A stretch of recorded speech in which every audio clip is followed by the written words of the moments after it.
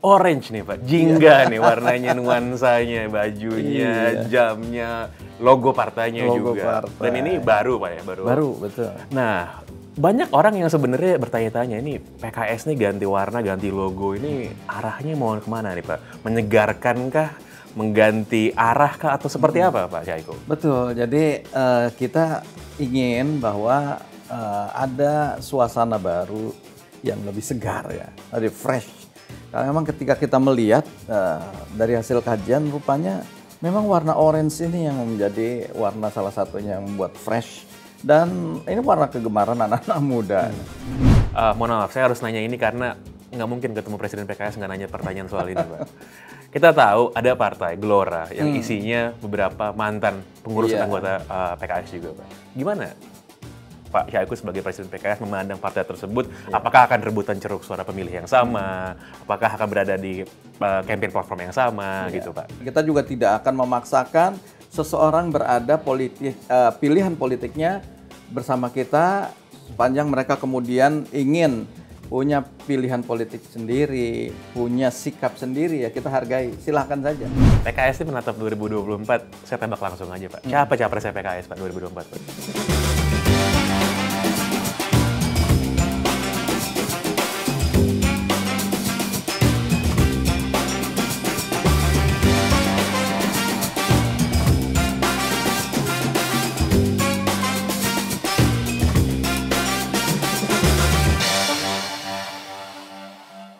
Halo semuanya, saya Pangeran Syahan dari Asumsi.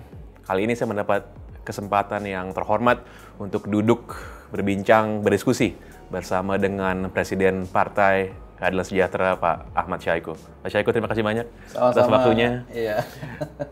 Orange nih Pak, jingga nih warnanya, nuansanya, bajunya, jamnya, logo partainya Logo juga. partai. Dan ini baru Pak ya, baru. Baru, betul. Nah, banyak orang yang sebenarnya bertanya-tanya, ini PKS nih ganti warna, ganti logo, ini arahnya mau kemana nih Pak? Menyegarkankah, mengganti arah kah, atau seperti apa Pak Syahiku? Betul, jadi kita ingin bahwa ada suasana baru yang lebih segar ya, lebih fresh. Karena memang ketika kita melihat dari hasil kajian, rupanya memang warna orange ini yang menjadi warna salah satunya yang membuat fresh. Dan ini warna kegemaran anak-anak muda. Oleh karena itu, pada musyawarah nasional yang kelima beberapa waktu yang lalu, kita menyepakati itu untuk mengganti ya lambang PKS yang lama dengan yang baru. Jadi kalau dulu kita mungkin ininya kotak, nah sekarang lebih ini bulat. Dan warnanya juga tadi dengan warna orange. Walaupun warna dasarnya sebetulnya tetap putih ya. Nah, jadi mudah-mudahan kita ingin ini akan menjadi salah satu daya tarik bagi anak-anak muda, di mana di 2024 nih faktor pemilih pemuda kan banyak juga gitu. Nah, itu mungkin kenapa kita kemudian mengganti lambang PKS menjadi lebih fresh.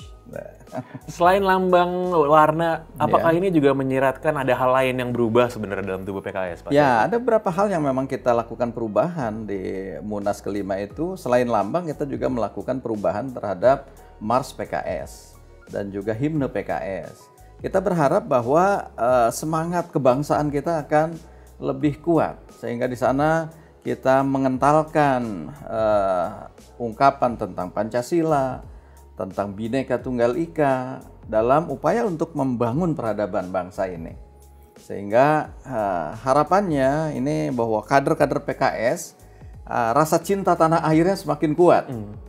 Dan inilah saya kira modal untuk membangun Indonesia ke depan yang lebih baik ya. Karena harapannya tidak ada ke depan ini orang yang kemudian hanya sekedar mengaku-ngaku, saya NKRI, saya Pancasila, tapi dalam implementasinya tidak seperti itu, bahkan cenderung bertentangan dengan itu. Nah, kita ingin ini sebagai sarana untuk internalisasi bagi kader dan simpatisan, bahkan masyarakat ketika mendengarkan Mars dan himne PKS, ini otomatis bagaimana keinginan untuk justru menerapkan nilai-nilai Pancasila, Bhinneka Tunggal Ika, 4 pilar MPR ini dalam wujud tadi merealisasikan peradaban bangsa yang besar. Dari apa yang tadi disampaikan oleh Pak Syahiku, saya menangkap apa memang betul yang dikatakan oleh orang-orang bahwa PKS ini pengen bergerak ke arah yang lebih moderat, secara impression, merangkul demografi pemilih yang lebih luas lagi dibandingkan memang dengan ceruk tradisionalnya PKS, Pak Syahiku. Betul, jadi kita ingin meluaskan ceruk kita ya. Kita tidak menafikan bahwa dari hasil perolehan suara-suara selama ini, itu PKS kisarannya adalah antara 7-8 juta dalam beberapa 3 kali pemilu ini ya. Dan kita ingin menerobos mendapatkan angka 2 digit. Alhamdulillah di 2019 kita dapat 11,5 juta dari 8,5 juta itu. Jadi mampu tadi 2 digit dari sisi suara ya. Artinya 11,5 juta. Nah, di 2024, saya sebagai Presiden PKS diamanahkan oleh Munas yang kelima itu bahwa ini kita minimal 15%, jauh lebih berat lagi. 15% itu 15% suara, 15% kursi DPR. Sehingga ini tentu akan melejitkan kembali PKS dengan target-target yang berat. Sehingga dengan itulah kita ingin berusaha, segmentasinya perlu ditambah. Bukan dengan captive market yang selama ini saja. Ini tetap kita akan pertahankan, tapi kita akan justru juga berusaha untuk meluaskan ya segmentasi market kita. Impression publik kan terhadap PKS selama ini partai yang kuat, partai kader, tapi juga basis pemilihnya dan juga nilai-nilainya adalah nilai keagamaan. Itu sesuatu yang tidak bisa dihindari gitu Pak ya. Nah, bagaimana bisa mengubahnya dalam jangka waktu yang singkat untuk mengatakan bahwa PKS memang lebih luas lagi dibandingkan dengan apa yang orang ingat Pak soal PKS? Ya, pertama kaitannya memang ini perlu internalisasi melalui edukasi ya. Oleh karena itu ketika kemudian Munas kelima itu mencanangkan target, kemudian kita melakukan perubahan-perubahan terhadap tadi lambang, himne, dan mars PKS, kita juga melakukan upaya untuk melakukan edukasi. Pertama kepada kader-kader PKS, kemudian pada simpatisan-simpatisan PKS, dan kemudian akan meluas tadi melalui silaturahim kebangsaan. Kita melakukan di tingkat pusat silaturahim kebangsaan dengan tokoh-tokoh di tingkat pusat. Dan begitu juga kita mendorong agar supaya di DPW, DPD, DPC, bahkan seluruh kader-kader diminta untuk terus mensosialisasikan. Di antaranya mereka mungkin dengan semangat, upaya untuk melakukan flash mob, untuk mengenalkan lambang, untuk juga melakukan berbagai aksi-aksi sosial, aksi-aksi simpatik dan sebagainya. Itu dalam rangka tadi, upaya untuk mengajak bagaimana bahwa PKS ini tetap memiliki kepedulian dalam memberdayakan masyarakat di sekitarnya. Dan itulah harapannya yang ingin tadi, meluaskan segmen-segmen ini dan orang akan tertarik, tertambat hatinya bersama dengan PKS. Ketika ingin meraih demografi yang baru, Pak, apakah tidak ada penolakan atau resistensi dari pemilih tradisional yang merasa, oh kok PKS bergeser nih gitu, Pak? Iya, tentu pertanyaan seperti itu ada ya. Tapi ketika tadi dalam proses edukasi kita memberikan penjelasan, kenapa warnanya kok berubah yang sudah lama, selama ini kita sudah 20 tahun dengan warna seperti itu. Nah, tadi setelah kita ungkapkan bahwa memang dari sisi warna saja, warna ini akan lebih eye catching, warna ini akan lebih merepresentasikan anak-anak muda yang senang dengan warna ini, dan kemudian mereka bisa menerima perubahan-perubahan yang terjadi, termasuk juga tadi dengan mars dan himne. Nah, itulah yang kemudian membuat kita lebih yakin ya bahwa ketika sosialisasi kepada segmentasi yang baru, kita juga lebih yakin dengan ini bisa diterima. Dan betul, nyatanya dengan segmentasi ini penerimaan mereka terhadap perubahan-perubahan ini, mereka rasakan bahwa sudah ada perubahan di PKS untuk lebih menguat tadi dan meluaskan segmentasinya. Nah, apakah langkah-langkah yang selaras dengan itu Pak, termasuk dengan orang banyak nggak tahu PKS memiliki anggota-anggota legislatif yang non-muslim, Pak? Ada anggota Dewan Pakar yang juga non-muslim. Ini kan orang-orang nggak tahu, orang taunya ya kalau mau masuk PKS harus beragama Islam gitu Pak. Iya. Itu salah satu yang tadi saya katakan, segmentasi yang memang dirasakan untuk kita bisa menampung. Sehingga di dalam Dewan Pakar kita juga ketika ada elemen-elemen lain untuk mau masuk bersama PKS, silakan. Ahlan wa sahlan, welcome. Ya kita akan terima. Kenapa? Karena memang kita merasakan bahwa membangun bangsa ini bangsa yang besar, tentu akan sangat berat kalau ditanggung hanya sendirian. Kalau ditanggung hanya oleh satu partai, satu kelompok saja. Itulah yang menyebabkan kami kemudian membuka diri dengan berbagai elemen yang ingin melakukan perubahan Indonesia ke arah yang lebih baik. Yuk, wadahnya ini sebagai wadahnya adalah PKS. Sehingga manfaatkan ini untuk kita bergerak bersama, untuk kita berkolaborasi, karena niscaya ya kalau kita bersama-sama bergandengan tangan akan menjadi sebuah kekuatan. Saya sering mengungkapkan loh dalam sebuah untayan syair cuma berbahasa Arab ya, mata ya bulughul bunyanu yauman tamamuhu. Kapan akan sempurna sebuah bangunan? Taruhlah bangunan peradaban. Iza kunta tabnihi wa ghairuka yahdimu. Kalau kamu membangun sementara orang lain menghancurkan, nggak akan pernah sempurna.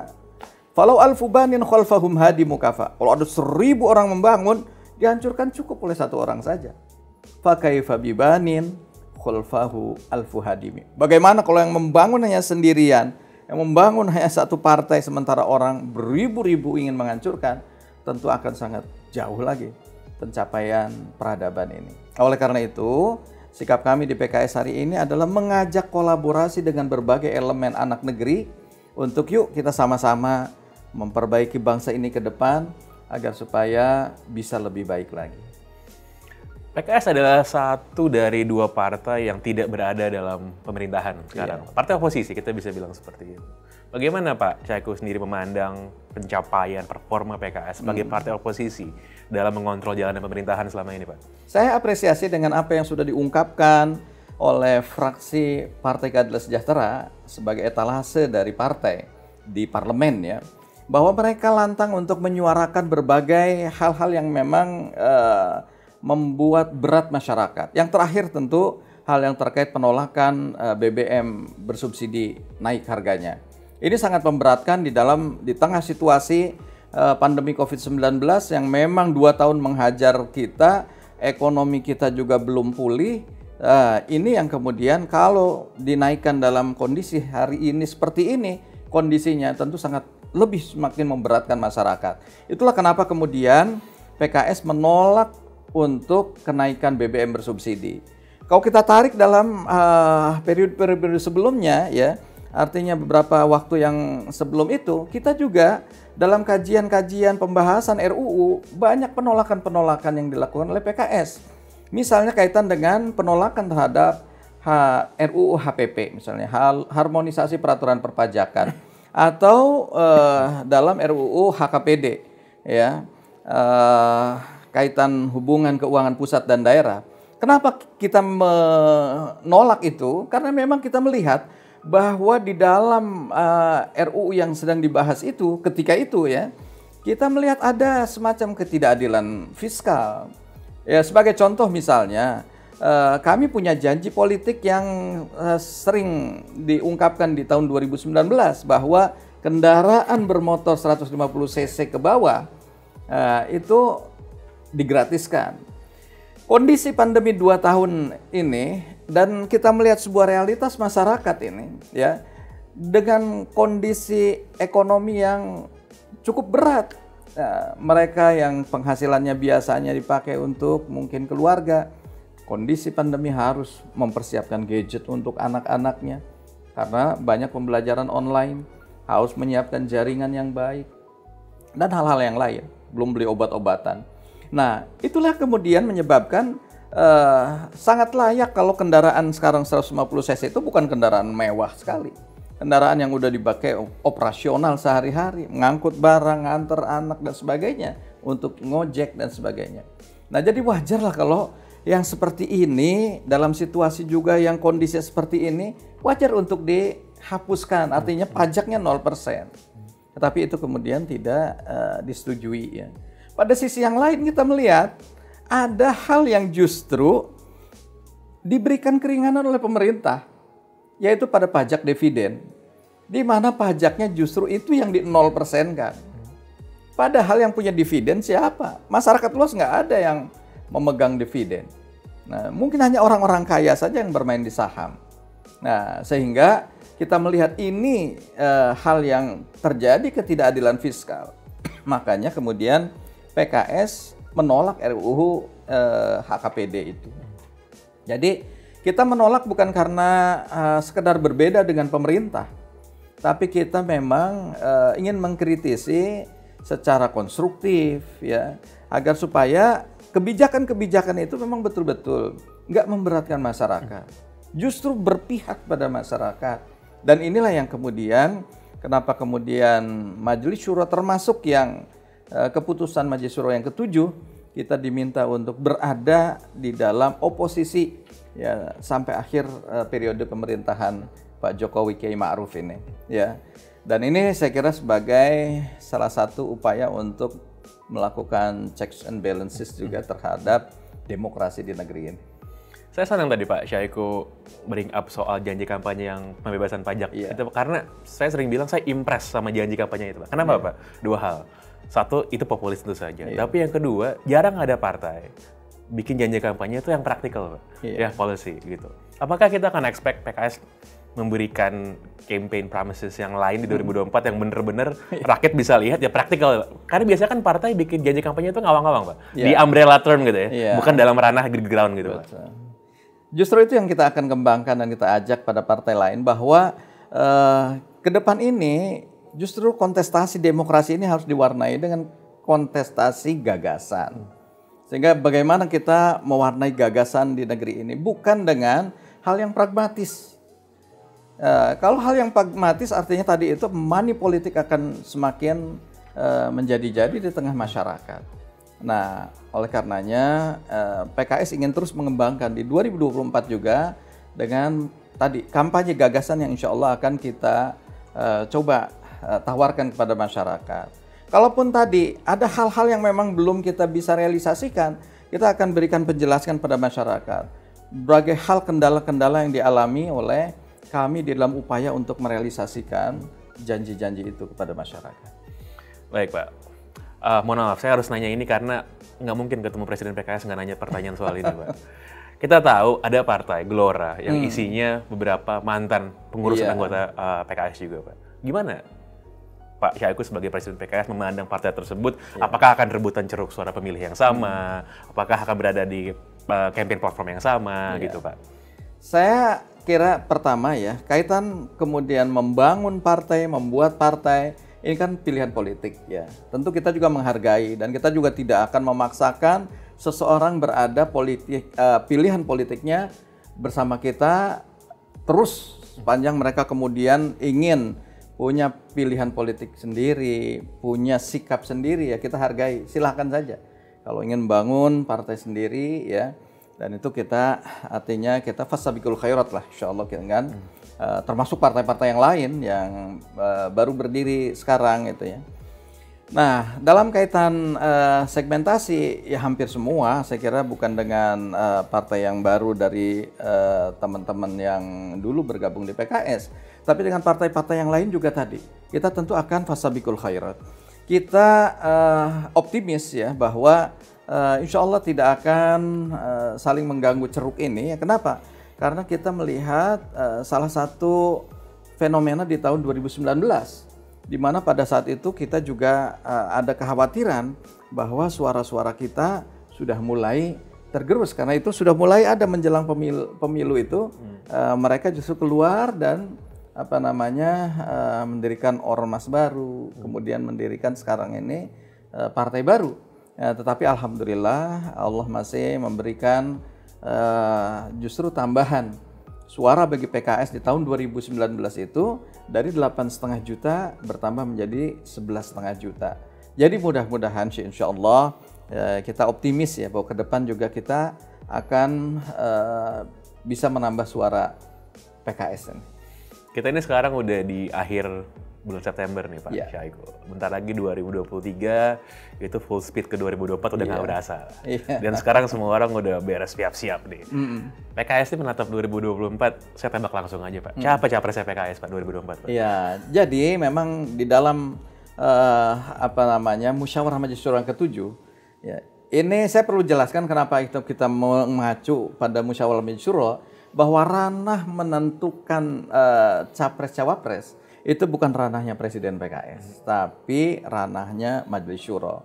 Nah, Itu kami di PKS, di DPP hanya memberikan masukan-masukan. Kondisi real, kemudian juga hasil survei dan sebagainya. Tetapi sekali lagi keputusannya tentu ada di Musyawarah Majelis Syuro. Musyawarah Majelis Syuro yang ke-7 masih belum menentukan secara eksplisit nama-nama tertentu. Hanya memang memberikan rambu-rambu bahwa di dalam komunikasi politik ke depan yang dilakukan oleh Presiden dan seluruh jajarannya itu dengan memperhatikan 3 hal. Pertama adalah kaitan bahwa calon presiden dan wakil presiden adalah sosok yang memiliki nasionalis religius. Nah, yang kedua bahwa kita bukan hanya sekedar ingin mengusung calon, tapi justru kita juga ingin calon yang kita usung itu menang. Makanya kita lihat probability untuk menangnya itu besar. Nah, yang ketiga, ini ada hal lagi yang kita diamanahkan kepada kami di DPP, bahwa yang ketiga itu ingin merepresentasikan juga unsur keinginan untuk melakukan perubahan-perubahan di tengah masyarakat. 3 hal ini yang menjadi koridor kami. Ya, sehingga dengan itulah kami terus melakukan komunikasi politik dengan partai-partai yang ada.